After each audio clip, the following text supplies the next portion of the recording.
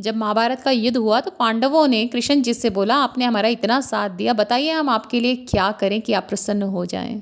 तो कृष्ण जी ने उसका जवाब दिया कि बस तुम प्रसन्न रहो तो तुम्हें देखकर मैं प्रसन्न ही रहूँगा। तो गुरु हमेशा शिष्य को प्रसन्न देखकर प्रसन्न होता है। एक बार शिष्य ने गुरु से पूछा कि सबसे बड़ा मंत्र क्या है? गुरु ने कहा प्रसन्न होना सबसे बड़ा मंत्र है। तुम प्रसन्न रहो तो गुरु प्रसन्न रहेगा। और वही गुरु जी हमारे भी संगत जब खुश होकर सज धज कर उनके पास आया करती, उन्हें देखकर बड़ा खुश रहते। वो कहते चिंता तो मेरे ऊपर छोड़ दो, तुम फिक्र करना छोड़ो, मुझ पर भरोसा रखो, पर खुश रहो। संगत जी, भगवान की अपनी लीला है, हम उसे नहीं समझ सकते और ऐसा कई बार होता है। जो मैं अब आपके सामने एक कहानी रखने जा रही हूँ उसमें भी ऐसा ही हुआ। एक बार सरोवर किनारे एक गुरु जी रहते थे और उनके 2 शिष्य थे। उनका आश्रम वहाँ पर था। गुरुजी ने देखा कि सरोवर पर एक बगुला बैठा है जो मछली को अभी खाने वाला है। गुरुजी को बड़ी दया आई मछली के ऊपर, उन्होंने उस बगले को उड़ा दिया। कुछ दिनों बाद गुरुजी की मृत्यु होती है और उन्हें नरक प्राप्ति होती है। गुरुजी एक शिष्य के सपने में आते हैं और बोलते हैं, मैंने बगुला उड़ा दिया था तो मुझे नरक की प्राप्ति हुई, तुम मत उड़ाना।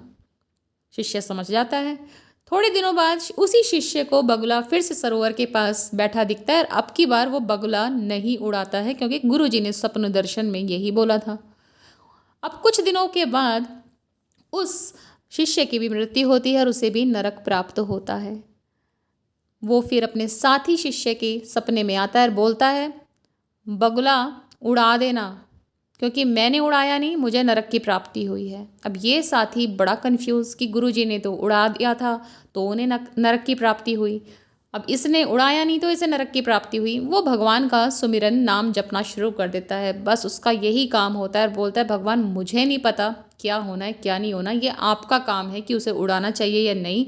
मुझे तो बस अपनी भक्ति में मन लगाना है, आपकी भक्ति में मन लगाना है, आपके चरण कमल को याद रखना है। बाकी क्या करना है उस बगले का वो आप देख लो, मैं आप पर छोड़ता हूँ। जब इस शिष्य की मृत्यु हुई तो इसे स्वर्ग मिला। तो ऐसा इसलिए हुआ संगत जी क्योंकि जब गुरुजी ने वो बगुले को उड़ाया था तो उस दिन वो बगुला 4-5 दिन से भूखा था और भूख की वजह से वो तड़प तड़प कर मर गया।